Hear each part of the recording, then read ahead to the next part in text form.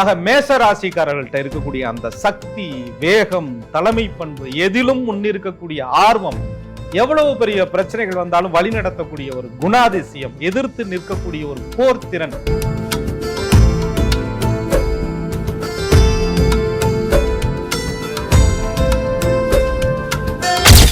முருகப்பெருமானுக்கு அற்புதமான தமிழ் மந்திரங்களை சொல்லி தமிழ் குமரனை, தமிழ் கடவுளை மேசராசிக்காரர்கள் வழிபாடு செய்யும் பொழுது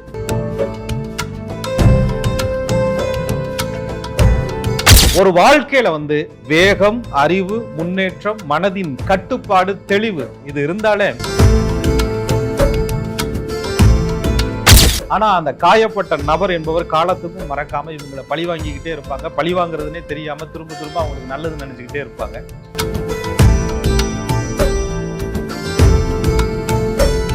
அவர்களுக்கு தேவை என்பது சாந்தம், அவர்களுக்கு தேவை என்பது அமைதி. அவங்களுடைய கோபத்தை குறைக்கணும், அவங்களுடைய அந்த உக்கிரத்தை தணிக்கணும். ஆக மேசராசிக்காரர்களுடைய அந்த உக்கிரமான கோபத்தை தணித்துக் கொள்ள, அவங்களுடைய வேகத்திற்கு சரியான அமைதி கிடைக்க, அவங்க வாழ்க்கையில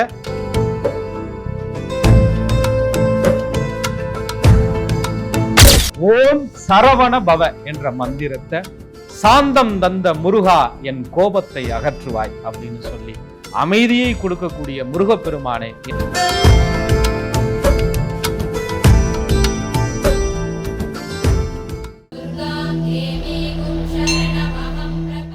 அன்பான நேயர்களுக்கு வணக்கம். முருகப்பெருமானுக்கும் 12 ராசிக்காரர்களுக்கும் தொடர்பு இருக்கு. அப்படி ஒவ்வொரு ராசிக்காரர்களும் செல்ல வேண்டிய முருகனுடைய அறுபடை வீடு எது, முருகருக்கும் உங்களுடைய ராசிக்கும் என்ன தொடர்பு இருக்கு அப்படிங்கறத இந்த எபிசோட்ல நம்ம கேட்டு தெரிஞ்சுக்க போறோம். புலிப்பாணி சித்தர் வழி ஜோதிடர் திரு கோகுலக்கண்ணன் அவர்கள் கிட்ட இது சார்ந்து நம்ம பேசலாம். வாங்க. வணக்கம் சார். வணக்கம். குரு வாழ்க, குருவே துணை. மேஷ ராசிக்காரர்களுக்கும் முருகப்பெருமானுக்கும் இருக்கக்கூடிய தொடர்பு பத்தி சொல்லுங்க. 12 ராசிக்காரர்களுக்குமே முருகப்பெருமானுடைய அம்சமும் தொடர்பும் இருக்கு. அவருடைய அம்சம் இல்லாத, அவருடைய நட்சத்திரங்கள் இல்லாத, அவருடைய ஆளுமை இல்லாத 12 வீடுகளே கிடையாது அப்படின்னு சொல்லுவாங்க. அதுல மேஷராசிக்காரர்கள் பொறுத்தவரையும் செவ்வாயினுடைய அம்சம் பெற்றவர்கள், முதன்மை ராசின்னு சொல்றோம். அந்த முருகப்பெருமானுடைய பேரருளை பெற்றவங்க மேசராசிக்காரவங்க. நான் அடிக்கடி சொல்வது உண்டு, மேசராசிக்காரர்கள் முருகனிடத்துல போறாங்களோ இல்லையோ, முருகப்பெருமான் மேசராசிக்காரர்கள்ட்ட நிச்சயமாக வருவார். காரணம் அந்த செவ்வாயினுடைய அம்சம். செவ்வாய் முருகனுடைய அம்சம், அந்த சுப்பிரமணிய கடவுளுடைய அம்சம்னு சொல்றோம். அந்த ஆறுமுகம், அந்த ஆறுமுகத்தவனுடைய ஆறுமுக சக்தி என்பது பெரிய சக்தி இல்லையா? அவருடைய வேல் என்பது அறிவினுடைய ஆயுதம் இல்லையா? அவருடைய மயில் என்பது ஒவ்வொருவருடைய வாழ்க்கையில கடைபிடிக்கக்கூடிய மனதினுடைய கட்டுப்பாடு இல்லையா அப்படின்னு பெரியவங்க சொல்லியிருக்காங்க. ஆக ஒரு வாழ்க்கையில வேகம், அறிவு, முன்னேற்றம், மனதின் கட்டுப்பாடு, தெளிவு இது இருந்தாலே வாழ்க்கையில முன்னேறலாம் அப்படின்னு பெரியவங்க சொல்றாங்க. ஆக 12 ராசிக்காரர்களுக்கும் ஒவ்வொரு விதமான குணம் உண்டு. அந்த குணத்திற்கும் அப்பன் முருகனுக்கும் சம்பந்தம் உண்டு. அந்த குணங்களை சரிபடுத்தி செம்மைப்படுத்தி வாழ்க்கையில உங்களுக்கு அடுத்த கட்ட வளர்ச்சியை கொடுப்பதற்கு அறுபடை முருகனும் ஒவ்வொரு ராசிக்காரர்களுக்கும் ஒவ்வொரு படை வீடு என்பது காத்துக்கிட்டு இருக்கு. முருகப்பெருமான் அவங்களுக்கான வரத்தை கொடுக்கிறதுக்கு காத்துக்கிட்டு இருக்கிறார். அந்த அடிப்படையில ஒவ்வொரு ராசிக்காரர்களும் இஷ்ட தெய்வம் தனக்கு என்னவாக இருந்தாலும் கூட உங்கள் மேல் இஷ்டப்படக்கூடிய முருகப்பெருமானை கெட்டியாக பிடித்து கொண்டால் உங்களுடைய வளர்ச்சி என்பது 2 மடங்காக மாறும். அதனால மேஷ ராசிக்காரர்களுக்கு முருகனுக்கு தொடர்பு இருக்காங்கிறத விட மேசமே முருகப்பெருமானுடைய தொடர்பு தான் அப்படின்னு சொல்லலாம். மேஷ ராசிக்காரர்களுடைய குணங்களுக்கும் முருகருக்கும் என்ன தொடர்பு இருக்கு சார்? நிச்சயமா. மேஷம் அப்படின்னு சொன்னா வேகம், முருகப்பெருமான் அப்படின்னு சொன்னா வேகம். மேஷம் அப்படின்னு சொன்னா சக்தி, முருகப்பெருமான் சொன்னா ஆறுமுக சக்தி அப்படின்னு சொல்றோம். மேஷம் என்பது தலைமை பண்பு, முன்னாடி நிக்கிறது. முருகப்பெருமானுடைய அம்சமும் அதுதான். ஆக மேச ராசிக்காரர்கள்ட்ட இருக்கக்கூடிய அந்த சக்தி, வேகம், தலைமை பண்பு, எதிலும் முன்னிருக்கக்கூடிய ஆர்வம், எவ்வளவு பெரிய பிரச்சனைகள் வந்தாலும் வழி நடத்தக்கூடிய ஒரு குணாதிசயம், எதிர்த்து நிற்கக்கூடிய ஒரு போர் திறன், பின்வாங்காத ஒரு குணம். சொல்லுவாங்கல்ல, எப்பாடுபட்டாலும் பிற்பாடுபடாதவர்கள் மேசராசிக்காரர்கள்னு சொல்லுவாங்க இல்லையா? ஆக மேசராசிக்காரர்களிடம் இருக்கக்கூடிய அந்த துணிவிற்கும் முருகப்பெருமானுடைய அருளுக்கும் சம்பந்தம் உண்டு. மேஷம் என்பது செவ்வாயினுடைய ஒரு ஆளுமைக்கு உட்படக்கூடிய ஒரு வீடாக இருப்பதனால இவர்கள்ட்ட நிறைய அந்த எந்த விஷயத்தையும் உடனே செய்யக்கூடிய ஆற்றல் இருக்கு. ஆக மேசராசிக்காரர்களுக்கே தெரியாம அவங்கள்ட்ட மிகப்பெரிய ஒரு பிரச்சனை ஒண்ணு இருக்குங்க. என்ன பிரச்சனை சார்? அதாவது யோசிக்காம முடிவெடுக்கக்கூடிய ஒரு தன்மை மேசராசிக்காரர்கள்ட்ட உண்டு. யோசிக்கிறதுலாம் கிடையாது. பின்னாடி என்ன வினை பிரச்சனை என்ன நமக்கு வரப்போகுது அதை பத்தி எல்லாம் யோசிக்கிறதுல எட்ரா ஆக்ஷன், உடனே அந்த களத்தில் இறங்கக்கூடிய ஒரு தன்மை என்பது மேசராசிக்காரர்கள்ட்ட உண்டு. இது சில நேரம் அவர்கள் பலம் என்று நினைப்பார்கள். ஆனா இதுதான் மேசராசிக்காரர்களுடைய வீக்னஸே, பலவீனமே அதுதான். யோசிக்காம அவசரப்பட்டு எடுத்த முடிவுனால நிறைய பிரச்சனைகளை மேசராசிக்காரவங்க நிச்சயமா சந்திச்சிருப்பாங்க. மேசராசிக்காரவங்க அவங்க வாழ்க்கையில இந்த பிரச்சனையை சந்திக்காத நபர்களே இருக்காது, அவர்களுடைய அவசரகதி முடிவுனால. மேஷ ராசிக்காரர்கள்னாலே துணிஞ்சு இறங்குவாங்க அப்படின்னு சொன்னீங்க. ஆனா அதுக்குமே தைரியம் வேணும்ல சார்? அது எப்படி சார் பலவீனமா ஆகும்? அதாவது நான் அது அவங்களுடைய மிகப்பெரிய ஒரு வீக்னஸ்னே சொல்லுவேன். கோபத்துல பேசிட்டு அவசரப்பட்டு பேசிட்டு பின்னாடி வருத்தப்படக்கூடியவர்கள் மேசராசிக்காரர்கள். அவங்களுடைய அவசரகதி முடிவுனால நிறைய வாய்ப்புகளை அவங்க தவற விட்டுருப்பாங்க. உறவுகளுக்குள்ள நிறைய சிக்கல்களை சந்திச்சிருப்பாங்க. கோபத்துல பேசியிருப்பாங்க, மனசுல ஒண்ணு இருக்காது. ஆனா அந்த காயப்பட்ட நபர் என்பவர் காலத்துக்கும் மறக்காம இவங்களை பழி வாங்கிக்கிட்டே இருப்பாங்க. பழி வாங்குறதுனே தெரியாம திரும்ப திரும்ப அவங்களுக்கு நல்லது நினைச்சுக்கிட்டே இருப்பாங்க. அந்த அவசரத்தில் பேசக்கூடிய பேச்சுக்களும் அவசரத்தில் எடுக்கக்கூடிய முடிவுகளும் மேசராசிக்காரர்களுடைய பலவீனம்னு தான் சொல்லணும்.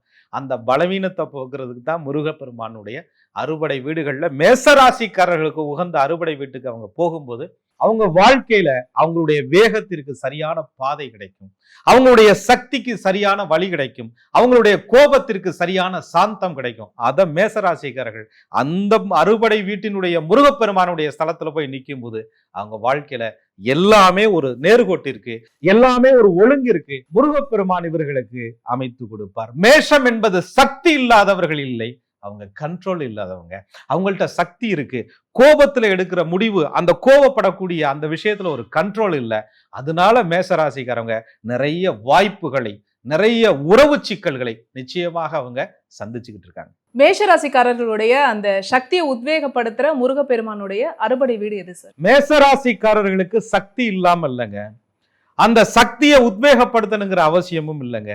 அவர்களுக்கு தேவை என்பது சாந்தம், அவர்களுக்கு தேவை என்பது அமைதி. அவங்களுடைய கோபத்தை குறைக்கணும், அவங்களுடைய அந்த உக்கிரத்தை தணிக்கணும். அதுதான் மேஷராசிக்காரர்களுடைய வெற்றிக்கு சரியான பாதையை தேர்வு பண்ணி கொடுக்கும். முருகப்பெருமானை நினைத்தால், முருகனை வழிபாடு பண்ணினால் எப்பேற்பட்ட கோபமும், நான் சொல்லக்கூடிய அறுபடை ஸ்தலத்துல இவர்களுக்கு உகந்த அந்த அறுபடை வீட்டிற்கு மேசராசிக்காரர்கள் செல்லும் பொழுது அவங்களுடைய கோபம் என்பது தனியும், அமைதி என்பது கிடைக்கும், அவங்களுடைய சக்திக்கு ஒரு சாந்தம் என்பது கிடைக்கும், அவங்களுடைய பாதைக்கு ஒரு உத்வேகம் என்பது நிச்சயமாக பிறக்கும், அமைதியான வழிகள் கிடைக்கும், தடைகள் மேசராசிக்காரர்களுக்கு நிச்சயமாக நீங்கும், செல்வம் வருவதற்கான வாய்ப்புகள் உருவாகும், குடும்ப வளர்ச்சி என்பது மேசராசிக்காரர்களுக்கு திருத்தணி சென்று வரும்பொழுது அவங்களுடைய வாழ்க்கையில எல்லா நன்மைகளும் மேசராசிக்காரர்களுக்கு நிச்சயமாக கிடைக்கும்.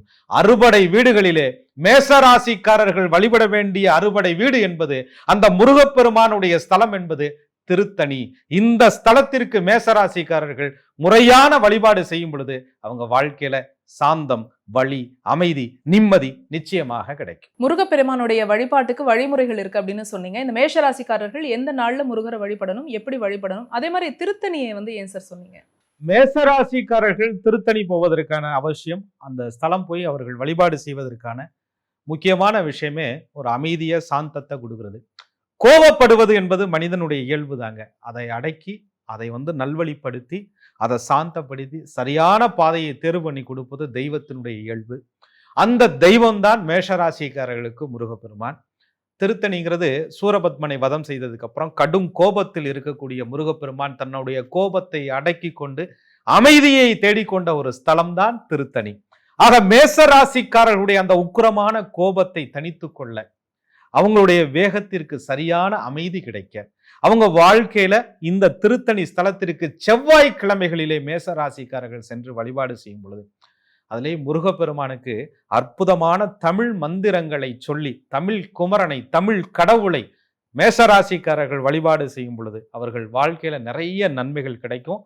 அந்த ஸ்தலத்துல போய் அமைதியாக ஒரு இடத்திலே அமர்ந்து கொண்டு மேசராசிக்காரர்கள் ஓம் சரவண பவ என்ற மந்திரத்தை, சாந்தம் தந்த முருகா என் கோபத்தை அகற்றுவாய் அப்படின்னு சொல்லி அமைதியை கொடுக்கக்கூடிய முருகப்பெருமானே, என்னிடம் இருக்கக்கூடிய கோபத்தை, கடும் கோபத்தை, என்னுடைய வேகத்தை முறைப்படுத்தியா அப்படின்னு மேசராசிக்காரர்கள் நிச்சயமாக வேண்டிக் கொள்ளும் பொழுது அவங்களுக்கு மிகப்பெரிய நன்மைகள் அவங்களுக்கு நிச்சயமாக கிடைக்கும். சரவண பவ. இது மேசராசிக்காரர்கள் திருத்தணியிலே சென்று செவ்வாய்க்கிழமைகளிலே அந்த முருகப்பெருமானுடைய ஸ்தலத்திலே உட்கார்ந்து சொல்ல வேண்டிய மந்திர சொல். மேசராசிக்காரர்களுடைய அந்த உயர்வு, மேசராசிக்காரர்களுடைய அந்த வெற்றி, மேசராசிக்காரர்களுடைய வாழ்க்கை பயணம் என்பது சக்தி இல்லாமல் இல்லை, திறமை இல்லாமல் இல்லை. பெரிய பாதிப்புகள் எல்லாமே கோபத்தால் தான் அவங்களுக்கு வருது. அந்த திருத்தணி முருகனை வழிபாடு செய்யும் பொழுது சரியான ஒரு பாதை நிச்சயமாக மேசராசிக்காரர்களுக்கு கண்டிப்பா கிடைக்கும். நீங்க சொன்ன மாதிரியே மேஷராசிக்காரர்களுடைய வாழ்க்கையில திருப்புமுனை அமைய திருத்தணி சென்று வரட்டும் சார். இவங்களுடைய வாழ்க்கை சிறக்கட்டும். நன்றி. நன்றி. குரு வாழ்க, குருவே துணை. என்ன நேர்களே, மேஷராசியில பிறந்த உங்களுக்கும் முருகருக்கும் உண்டான தொடர்பு என்ன அப்படிங்கறத இந்த எபிசோட்ல நீங்க கேட்டு தெரிஞ்சுட்டு இருந்திருப்பீங்க. இதே மாதிரி நீங்க உங்களுடைய வாழ்க்கையில திருப்புமுனை அமையணும் அப்படின்னா திருத்தணி சென்று வாருங்க. உங்களுடைய வாழ்க்கை சிறக்கட்டும்.